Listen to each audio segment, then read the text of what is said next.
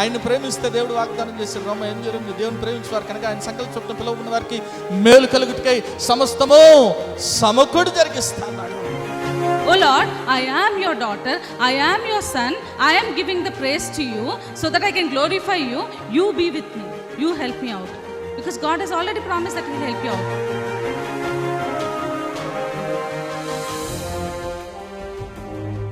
ఎన్నో మార్లు ఆయన తప్పులు చేస్తూ పాపము చేస్తూ నీకు విరోధంగా నడుస్తున్న మా కొరకు నాయన, అవిధేయులైన మా కొరకు ప్రభా నాయన తండ్రి, నీవు ఆ సిలువలో వెల చెల్లించావు కదా నాయన తండ్రి. నీవు నాయన మరణాన్ని జయించడం ద్వారా, సజీవుడవటం ద్వారా నాయన ప్రభా తండ్రి యేసయ్యా, మరి నాయన మేము ఈరోజు సజీవులుగా ఉన్నాం కదా తండ్రి.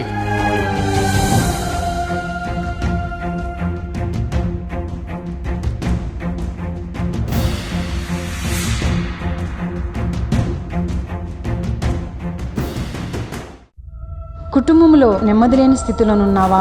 అప్పుల ఊబిలో కూరుకుపోయిన స్థితిలోనున్నావా? ఏ పని చేసినా విఫలమైపోతున్నావా? జీవితం లేని స్థితిలోనున్నావా? అనారోగ్యంతో అల్లాడిపోతున్నావా? తాగుడు, జూదం అనే రకరకాల సాతాను బంధకాల్లో కుటుంబ సభ్యులు ఉన్నారా? కుటుంబంలో రక్షణ లేని స్థితిలోనున్నారా? అయితే మీ సమస్యల నిమిత్తమై ప్రార్థన చేయటానికి మేము సిద్ధంగా ఉన్నాం. మీ ప్రార్థన అవసరత ఏదైనా సరే మాకు తెలియజేయగలరు. El Shaddai Prayer Tower, 306 3rd floor, Eden Square, above Spar Hypermarket, beside Apollo Hospital, Secunderabad. మా ఫోన్ నంబర్ 8885013886. దేవుడు మీ ప్రతి అవసరతను క్రీస్తు యేసు మహదైశ్వర్యంలో తీర్చునుగాక. ప్రైజ్ ది లార్డ్ అందరికీ. ఈరోజు ఇక్కడ నిల్చున్నామంటే కేవలం యేసయ్య కృప మాత్రమే. మా సాక్ష్యం చాలా గొప్ప సాక్ష్యం అండి. ఆగస్ట్ 11కి మా బాబు బర్త్డే అయింది. అయితే మా హస్బెండ్ బాబుకి డ్రోన్ గిఫ్ట్ ఇచ్చారనమాట. అయితే ఆ డ్రోన్ ఆగస్ట్ 18th సండే రోజు ఆ డ్రోన్ ఫ్లై చేద్దామని నెక్లెస్ రోడ్కి వెళ్ళాము. అయితే నేను కార్లో కూర్చున్నాను, మా హస్బెండ్ పిల్లలిద్దరు డ్రోన్ ఫ్లై చేయడానికి వెళ్ళారు. నేను అయితే బాబు వచ్చి చెప్పాడనమాట, అది డ్రోన్ సరిగా ఎగరట్లేదు అని చెప్తే సరే వచ్చేసేయమని వాళ్ళకి చెప్పాను. నేను ఇంకా రావట్లేదని చెప్పి నేను కార్లో నుంచి ఇట్లా డోర్ ఓపెన్ చేసి చూస్తున్నా. నేను ఒక కొద్ది దూరంలోనే నేను కార్లోంచి దిగి డోర్ ఓపెన్ చేసి చూస్తుంటే చెట్టు పై నుంచి మా హస్బెండ్ పడిపోవడం చూశాను. అసలు నాకు ఏం అర్థం అవ్వలేదు. అయితే నేను ఫాస్ట్గా వెళ్ళేలోపు మా హస్బెండ్ని పట్టుకుంది. తను ఇలా వెనక్కి పడిపోయారనమాట. నెక్లెస్ రోడ్లో ఫుట్పాత్ పైన ఇలా బ్యాక్కి పడిపోయి మొత్తం తలలో నుంచి బ్లడ్ మొత్తం నాన్ స్టాప్గా బ్లీడ్ అవుతుంది. అయితే రోడ్డు మీద వచ్చిన వాళ్ళందరిలో ఒక 2 అబ్బాయిలు మా హస్బెండ్ని తీసుకొని వారి కార్లో కిమ్స్ హాస్పిటల్కి తీసుకెళ్లారు. కంటిన్యూగా బ్లడ్ పోతూనే ఉంది. తను వేసుకున్న షర్టు ఇంకా ఎక్కడైతే పడుకోబెట్టారో ఆ బెడ్షీట్ మొత్తం ముద్ద అయిపోయింది బ్లడ్తో. అయితే చాలాసేపు ఇంకా అక్కడ ఉన్నాక మా పాప అందరికీ కాల్స్ చేసి చెప్తా ఉంది. ఆ రోజు మరి బ్రదర్ సిస్టర్కి కూడా కాల్ చేసి చెప్పిన వెంటనే, ఆ రోజు సండే అనమాట. అయితే సర్వీస్ అయిపోయిన వెంటనే బ్రదర్ సిస్టర్ ఇద్దరు కిమ్స్ హాస్పిటల్కి వచ్చారు. వచ్చి వెంటనే మమ్మల్ని చాలా ధైర్యపరిచి అక్కడ హాస్పిటల్లో ప్రేయర్ చేసి ఒకటే మాట అన్నారు, విశ్వాసంతో ఉండండి, దేవుడు ఖచ్చితంగా బ్రతికిస్తాడు, వచ్చి చర్చ్లో సాక్ష్యం చెప్తారు బ్రదర్, అస్సలు భయపడకండి అని ప్రేయర్ చేశారు బ్రదర్ సిస్టర్. అయితే ఆ రోజు కిమ్స్ నుంచి వాళ్ళు సరిగా పట్టించుకోవట్లేదని నీమ్స్ హాస్పిటల్కి తీసుకెళ్ళాము. అక్కడ టోటల్గా 60 days అనమాట నీమ్స్ ఐసీయూలో ఉన్నారు మా హస్బెండ్. అక్టోబర్ 2కి బ్రెయిన్కి సర్జరీ అయింది, స్పైన్ ఫ్రాక్చర్ అయింది, ఫ్రంట్లో రిబ్స్ కూడా ఫ్రాక్చర్, మొత్తం బాడీలో ప్రతి పార్ట్ ఫ్రాక్చర్ అయింది. అసలు డాక్టర్స్ అయితే ఐసీయూలో పెట్టాలి చెప్పలేమని చెప్పారు కిమ్స్ డాక్టర్స్. ఆ రోజు ఇంకా బ్రదర్ సిస్టర్ ఉన్నారు, తన ఫ్రెండ్స్, మా రిలేటివ్స్ అందరు ఉన్నారు. అసలు ఒక్కొక్కటి ప్రాబ్లం చెప్తుంటే అసలు ఏం అర్థం అవ్వలేదు. అయితే 2010లో శాంతవర్ధన్ అంకుల్ మాకు పరిచయం అయ్యారు. అంకుల్ ఏ పరిస్థితి ఉన్నా స్తుతించాలని చెప్పేవారు. అంకుల్ కొన్ని బుక్స్ కూడా చదివాను. అయితే నేను 60 days హాస్పిటల్లో ఉన్నప్పుడు ప్రతి నిమిషం కూడా ఏ సిచ్యువేషన్ ఉన్నా కూడా స్తుతిస్తూనే ఉన్నానన్నమాట. ఈ హాస్పిటల్లో నన్ను నా హస్బెండ్ని కంటికి రెప్పలా కాచి కాపాడి మరి ఆయన సజీవుడైన దేవుడు, అలాగే నా భర్తను కూడా సజీవ లెక్కలో సాక్షి బిడ్డగా ఈరోజు నిలబెట్టాడు. ఈ సాక్ష్యం దేవుని నామానికి మహిమకరంగా ఉండును గాక. ఆమెన్. ప్రభు నిజంగా ఎంత కృప కలిగిన దేవుడు అంటే 60 రోజులు ఐసీయూలో ఉండి బ్రతికించడం అంటే పునర్జన్మించాడనే చెప్తాను ప్రభు. ఆమేన్, హల్లెలూయా. ప్రభు కొరకు నిలబడటానికి ఆమేన్. 2 మాటలు. Thank you, praise the lord everyone. యాక్చువల్గా నేను నా లైఫ్లో ఇంతవరకు ఎప్పుడు నేను అలాంటి పరిస్థితి వస్తుందని ఊహించలేదు.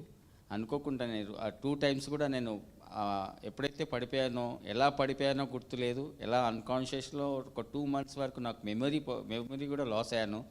అనుకోకుండా అదే టైంకి రావడం, పాస్టర్ అమ్మ ఇద్దరు రావడము, నా కోసం ప్రేయర్ చేయడము, ధైర్యపరచడము, నాకు మా ఫ్యామిలీకి మొత్తం మా తోడు ఉండి అందరు కలిసి ప్రేయర్ చేయడం వల్ల నేను ఇక్కడ ఉన్నానంటే దేవుని కృపనే. కానీ ఎప్పుడు మనము ప్రతిరోజు నాకు తెలుసుకుంది ఏంటంటే, ప్రతిరోజు మనం ఎక్కడ వెళ్ళినా కూడా, ప్రతి మూమెంట్ మనం ఏ పని చేసినా కూడా ప్రేయర్ఫుల్గా వెళ్ళాలని నాకు తెలుసుకున్నాను. అయినా ప్రతిరోజు ప్రేయర్ చేస్తాం, కానీ ఎప్పుడు ఎలాంటి ఆటంకాలు వస్తాయో, ఎలాంటి ఇబ్బందులు వస్తాయో మనకు తెలియదు. అందుకనే ప్రార్థనలో బలపడాలని నాకు దేవుడు నేర్పించాలని ఇలాంటి పరిస్థితి వచ్చిందని అనుకుంటున్నాను. నాకు ప్రార్థించినందుకు సంఘం అందరికీ కృతజ్ఞతలు. ఇంకా చెప్పాలంటే థ్యాంక్ యూ జీసస్. ఓకే, మరి సిస్టరే కాదు కానీ చిన్న బిడ్డ మరి స్మైలీ ఎంతగానో డాడీ కొరకు తపన పడి ప్రార్థన చేసింది. ఎంతోమందిని మరి ప్రేయర్ రిక్వెస్ట్ అడుగుతా అందరూ కూడా సంఘమంతా కూడా ప్రార్థన చేశాం. మన ప్రార్థన ఫలితం చూడండి, ఒకసారి గట్టిగా చప్పట్లు కొట్టండి. ఏమైనా హల్లెలూయా. సాక్ష్యాలన్నీ కూడా చెప్పబడుతున్న సాక్ష్యాలన్నీ కూడా సంఘం అందరూ ప్రార్థన చేశారు కాబట్టి దేవుడు కార్యాలు చేస్తున్నాడు. That's the power of prayer. సంఘానికి ప్రార్థనకున్న శక్తి అటువంటిది.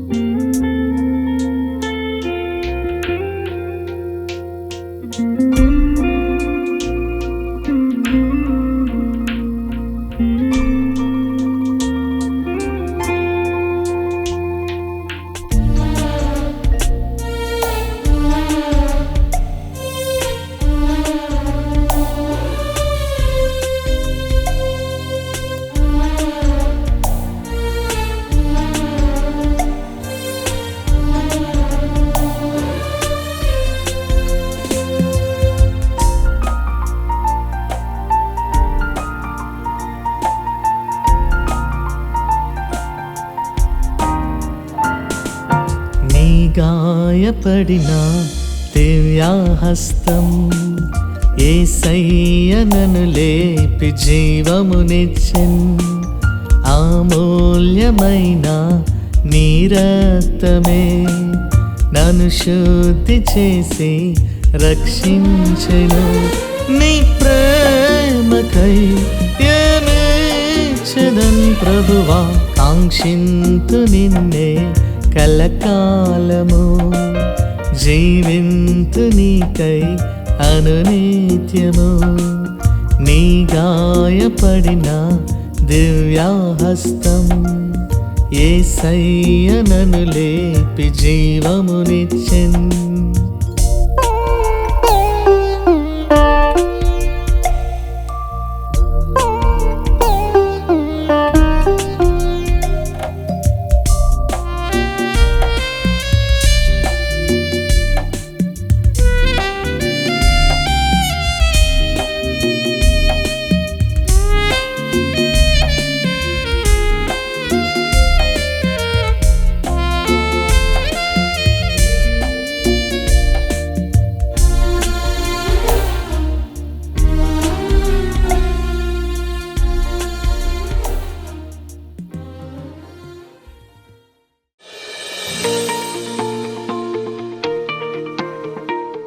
యేసుక్రీస్తు ఘనమైన నామములో మీ అందరికీ శుభములు.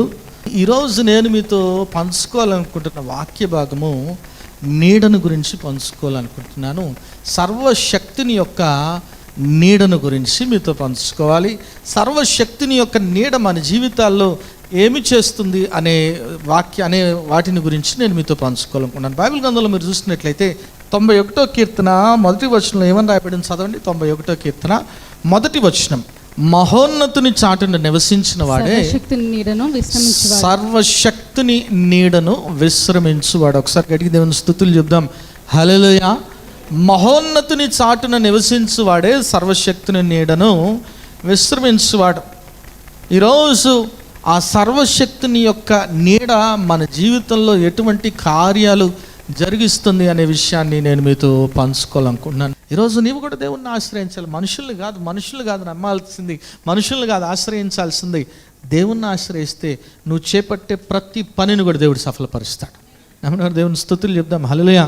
ముందుగా శత్రు దాడి నుంచి ఏం చేస్తాడంటే నిన్ను భద్రపరుస్తాడు.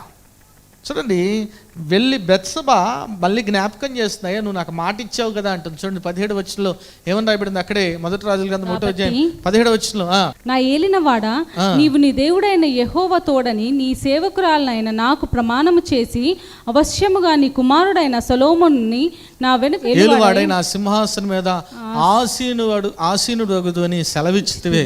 ఒకసారి గట్టి దేవుని స్తుతులు చెప్దాం. హల్లెలూయా. చూడండి, దావీదు ప్రామిస్ కూడా చేశాడు. ఎవరితో? బెత్సబాతో ప్రామిస్ చేశాడు. ఏమని ప్రామిస్ చేశాడు? నా తర్వాత ఎవరు రాజు అవుతారని ప్రామిస్ చేశాడు? సొలొమోను అవుతాడని. ఎందుకంటే దేవుడు బయలుపరిచాడు కాబట్టి ఆ వాగ్దానాన్ని కూడా ఏం చేస్తుంది? జ్ఞాపకం చేస్తుంది. ఒకసారి గట్టి దేవుని స్తుతులు చెప్దాం. హల్లెలూయా. పోయిన శుక్రవారం రోజు ఒక వాక్యం చెప్పాను. ఎంతమందికి గుర్తుందా? ఏం చెప్పాను? మనం ఏం చేయాలంట? దేవుని ఆజ్ఞను, దేవుని మాటలను ఏం చేయాలంట? ఎట్లా? బాసికంగా. అంతేనా? ఎక్కడ బాసికం అంటే ఎడగట్టాలా?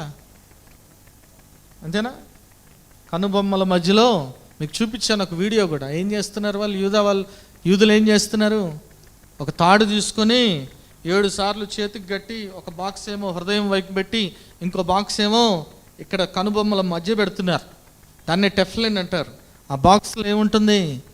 దేవుని యొక్క వాక్యం ఉంటుంది. ఆ వాక్యాన్ని ఏం చేస్తారు వాళ్ళు? నిత్యం ఎత్తిపెట్టి ఆ వాక్యాన్ని గురించే ప్రార్థన చేస్తుంటారు. ఆమేన్. హల్లెలూయా. దాని గురించే దేవుని యొద్ద మొరపెడుతూ ఉంటారు. ప్రభా, ఈ వాగ్దానం నా జీవితంలో ఎందుకు 7 సార్లు చుడతారంటే 7 రోజులకి గుర్తుగా ఉంది కాబట్టి.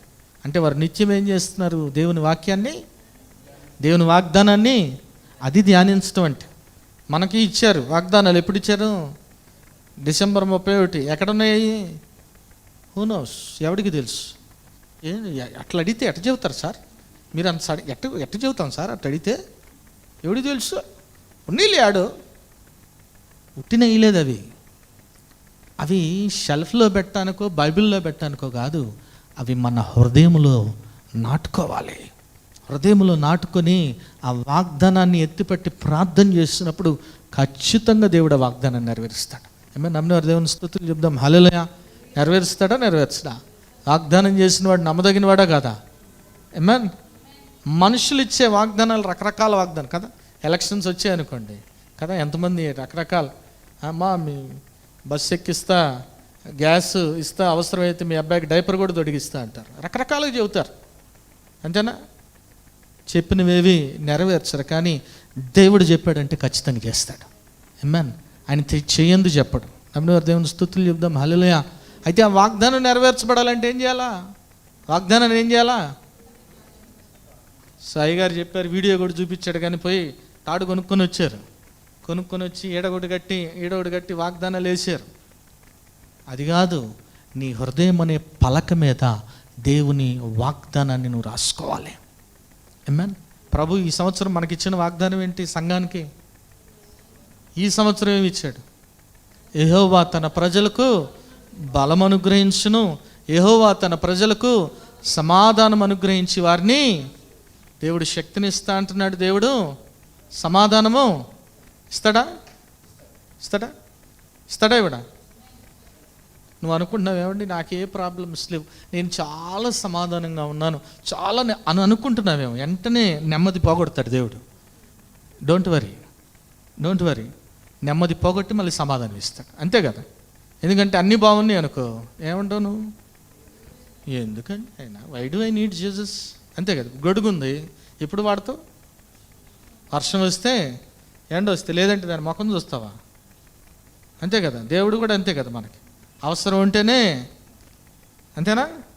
అవసరం ఉంటే ఏటీఎం కార్డు గీకినట్టు గీకాల, లేదంటే అవసరం లేదండి, ఐ హ్యావ్ ఎవ్రీథింగ్. అందుకే దేవుడు నీ జీవితంలో శ్రమలను అనుమతిస్తాడు. గుర్తుపెట్టుకో. ఆమేన్. హల్లెలూయా. నిత్యము ఆయన్ని జ్ఞాపకం చేసుకోవటానికి, ఆయన వాగ్దానాల్ని ఎట్లా కట్టుకోవాలంట? ఎక్కడ కట్టాలా? బాసికముగా దేవుని యొక్క వాక్యాన్ని, దేవుని యొక్క ఆజ్ఞలను కట్టుకోవాలి. అప్పుడు దేవుడు నిన్ను ఆశీర్వదిస్తాడు. ఆమేన్. కడవరి వర్షాన్ని కురిపిస్తా అన్నాడు, తొలకరి వర్షాన్ని కూడా కురిపిస్తాడు. నమ్మినవారు దేవుని స్తుతులు చెప్దాం. హల్లెలూయా.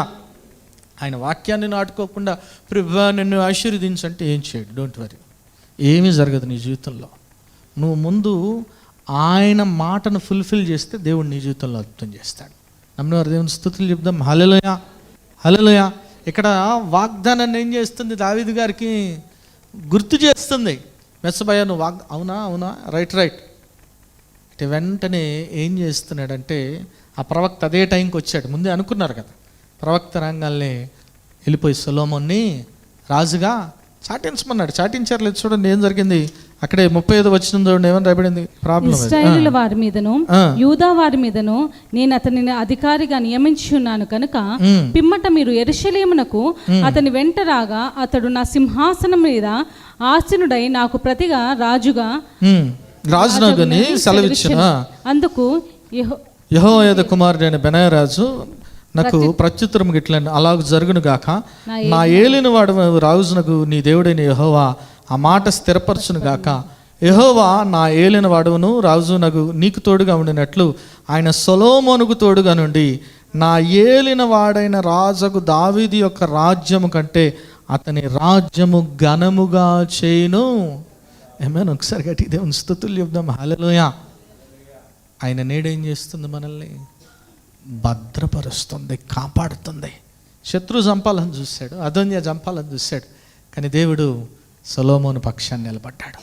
ఎందుకంటే ఆయన దేవుణ్ణి ఆశ్రయించే బిడ్డగా ఉన్నాడు. ఒకసారి గట్టి దేవుని స్తుతులు చెప్దాం. హల్లెలూయా. ఈరోజు నువ్వు దేవుణ్ణి ఆశ్రయిస్తే నీ శత్రువు పటాపంచలైపోతాడు. నమ్మిన వారి దేవుని స్తుతులు చెప్దాం. హల్లెలూయా. వాడు ఎన్ని పన్నాగాలు పనినా, సాతానుగాడు నీ మీద ఎంత దాడి చేయాలని ప్రయత్నం చేసినా వాడి ప్రయత్నాలన్నీ విఫలమైపోతాయి. నమ్మిన వారి దేవుని స్తుతులు చెప్దాం. హల్లెలూయా. కాబట్టి వాడు కొట్టిన వెంటనే నువ్వు కొట్టాలని ప్రయత్నం చేయొద్దు. ఏమన్నాడు? పగ తీర్చుకుంటా. ఎవరి పని? అంతేనా? మన పని కాదు కదా. కొంతమంది యేసయ్యను నమ్ముకున్న తర్వాత ఏమైనా క్షమిస్తారు, కానీ కొంతమంది ఎట్లుంటారంటే, ఒక ఆయన రాయలసీమ వ్యక్తి ప్రభువుని నమ్ముకున్నాడని నమ్ముకొని తన శత్రువులందరినీ, అతని ఫ్యాక్షనిస్ట్ శత్రువులందరినీ క్షమించేసాడు. కరెక్ట్ చనిపోయేటప్పుడు వాళ్ళ బిడ్డలు పిలిచారు, అబ్బాయి నేను దేవుని నమ్ముకున్నా కాబట్టి నా శత్రువులందరినీ క్షమించా, మీరు ఒక్కడిని కూడా వదలొద్దు అంటున్నాడు. మీరు ఎవరిని ఒక్కడిని కూడా వదలొద్దు అంటే నిజంగా అతనిలో ప్రభు మనస్సు లేదు.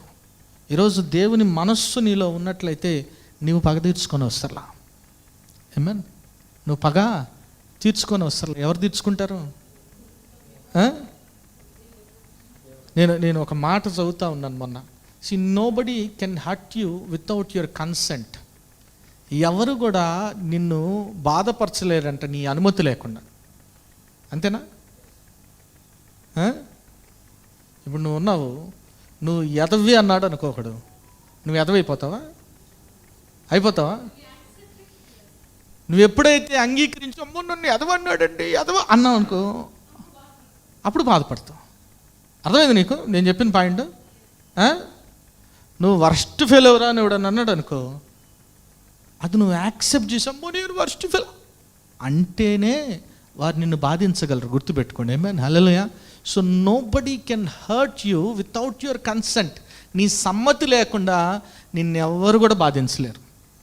ఆమేన్. అర్థమైందా మీకు? నీ సమ్మతి లేకుండా ప్రాబ్లం ఎవరిలో ఉంది? అమ్మ నన్ను అన్నాడండి అంటే అయిపోతావు నువ్వు. ఒకడు అంటాడు నువ్వు పందని, అయిపోతావా? అవవు కదా. అవుతావా? నువ్వు కుక్క అన్నాడు వెంటనే అనవు కదా, నువ్వు అంటావా? అది నువ్వు మనస్సుకు తీసుకున్నప్పుడే నీకు బాధ కలుగుతుంది. ఏమన్? హల్లెలూయా. ఏమన్? కాబట్టి అందుకే ఏది కూడా మనం ఏం చేయకూడదు, మనసుకి అనుకోరా నాయన, అనుకో పర్లేదులే, నేను ఎదవైతే నువ్వు ఎదవిన్నారు పర్లేదు అని అనుకోవాలి అంతే. అందుకని దాన్ని మనసుకు తీసుకోకూడదు. ఏమన్? హల్లెలూయా. హల్లెలూయా. చూడండి, ఇక్కడ దేవుడు ఏం చేస్తూ ఉన్నాడు? సొలొమోన్ని కాపాడా?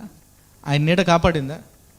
ఆయన నీడ కాపాడటమే కాదు, ఇంకేం చేస్తుందంటే ఒక మాట రాయబడింది చూడండి, పరమగీతం 2వ అధ్యాయం 3వ వచనం చూడండి. ఏమని రాయబడింది? పరమగీతం 2వ అధ్యాయం 3వ వచనం. అడవి వృక్షములలో జల్దారు వృక్షం మెట్ల ఉన్నదో పురుషులను నా ప్రియుడు అట్లున్నాడు, ఆనందభరితమైన నేను అతని నీడను కూర్చుంటిని, అతని ఫలము నా జిహ్వకు మధురము.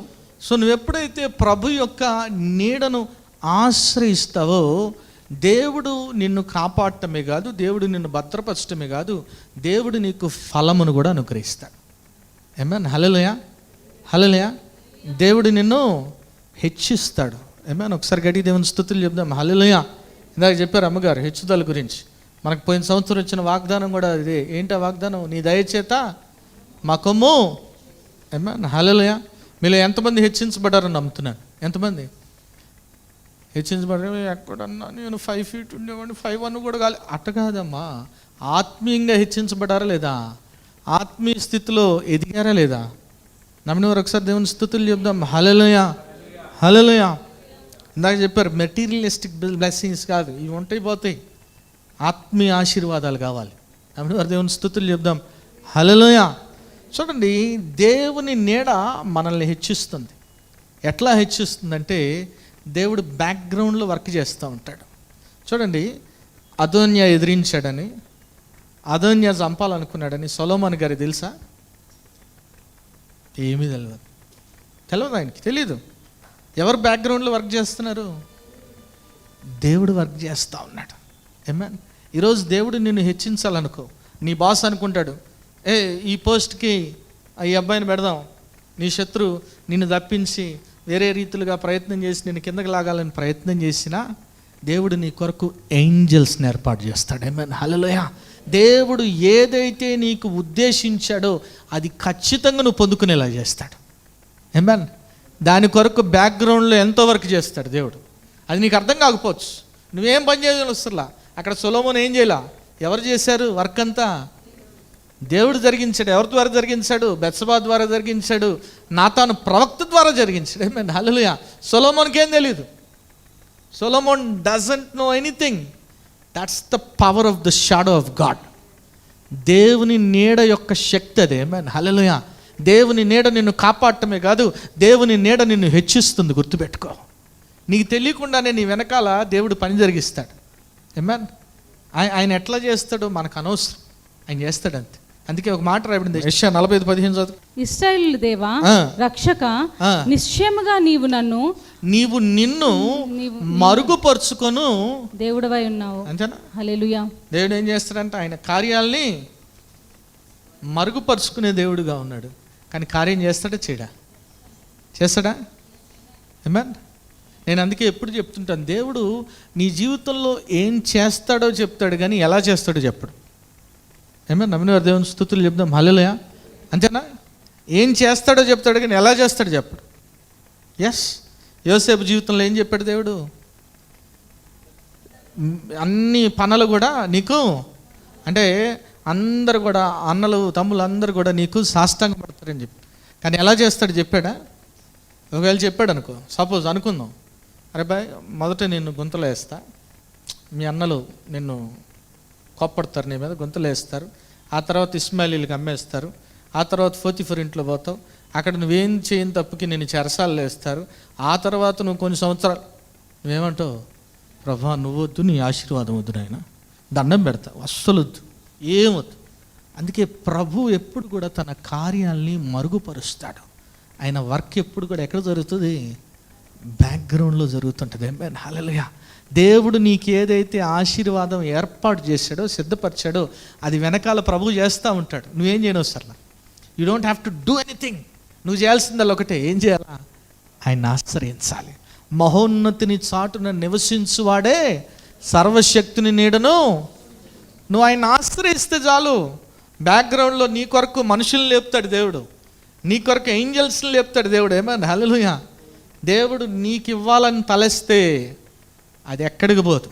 మనం అంటుంటాం ఈ లోకంలో, నాకు రాసి పెట్టుంది. రాసి పెట్టి ఎవరు రాస్తారు? అది దేవుడు రాస్తాడు. ఏమన్నా? హల్లెలూయా. అదేదో సామెత ఉంటుంది కదా, నువ్వు తినే ప్రతి మెతుకు మీద ఈ మన బ్యాచ్ ఉన్నారు, ఎన్ని మెతుకులు తింటున్నారు తెలియదు, ఎన్ని పేర్లు కానీ వాళ్ళ నామ లెక్క హే. ఎవరు లెక్క? నువ్వు కాదు. ఎవరు రాశారు? యేసయ్య రాశాడు. గుర్తుపెట్టుకో. దేవుడు నీకు ఆశీర్వాదం ఇవ్వాలంటే దాన్ని ఎవరు కూడా తప్పించలేరు.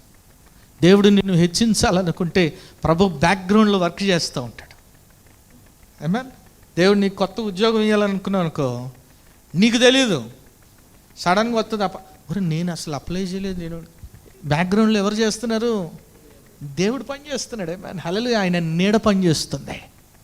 ఏమన్ ఆయన నీడ పని చేస్తుంది. గుర్తుపెట్టుకో. అందుకే ఆయన ఆశ్రయించాలని ప్రభు కోరుకుంటున్నాడు. ఈరోజు మహోన్నతిని చాటును నివసించువాడే సర్వశక్తుని నీడను, ఆ సర్వశక్తుని నీడ మీకు సదాకాలము తోడుగా ఉండి నడిపించును గాక.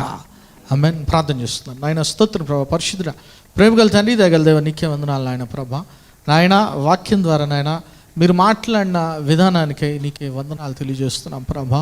అవును తండ్రి నాయన ప్రభా, shadow of the all mighty నాయన, సర్వశక్తిని నీడ నాయన మమ్మల్ని భద్రపరుస్తుంది, మనల్ని కాపాడుతుంది, మమ్మల్ని హెచ్చిస్తుంది, మేము రాటు తేలేలాగా చేస్తుంది కదా నాయన ప్రభా.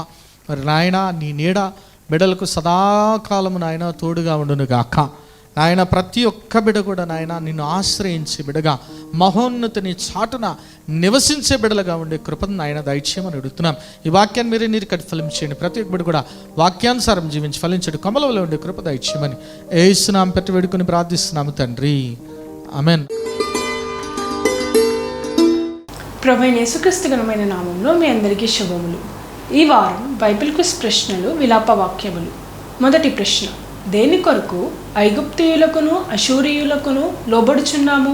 ప్రశ్న మరొకసారి: దేని కొరకు ఐగుప్తీయులకును అశూరియులకును లోబడుచున్నాము? రెండవ ప్రశ్న: మా తల్లులు బ్లాంక్. ప్రశ్న మరొకసారి: మా తల్లులు బ్లాంక్. మూడవ ప్రశ్న: బ్లాంక్ దాని మీద తిరుగులాడుచున్నవి. ప్రశ్న మరొకసారి: బ్లాంక్ దాని మీద తిరుగులాడుచున్నవి. ఈ ప్రశ్నకు గల సమాధానాలు స్క్రీన్పై చూపిస్తున్న నంబర్కు పంపగలరు. గత వారం బైబిల్ క్విజ్ ప్రశ్నలకు సమాధానాలు. మొదటి ప్రశ్నకు జవాబు బంగారము, విలాప వాక్యములు 4:1. రెండో ప్రశ్నకు జవాబు యవ్వనులు, విలాప వాక్యములు 5:14. మూడో ప్రశ్నకు జవాబు సియోను కుమారి, విలాప వాక్యములు 4:22. ఈ వారం బైబిల్ క్విజ్ విజేత జి అరుణ గారు ఫ్రమ్ విజయవాడ. మరి ఎవ్రీ మండే మరి ఆశ్చర్యకరమైన యేసు అనే టీవీ ప్రోగ్రామ్ జరుగుతుంది. మరి ఆరాధన ఛానల్లో ఎవ్రీ మండే ఈవినింగ్ 6 o'clock వస్తుంది. మరి చూడండి, ఇతరులకి పరిచయం చేయవలసిందిగా ప్రభు నామ పేరిట మనం చేసుకున్నాను. అదే రీతిగా మరి యూట్యూబ్, ఫేస్బుక్ ఛానల్లో కూడా మరి ఇప్పటి వరకు అనేక ప్రోగ్రామ్స్ జరిగినాయి. మీరు చూడొచ్చు, వాచ్ చేయొచ్చు.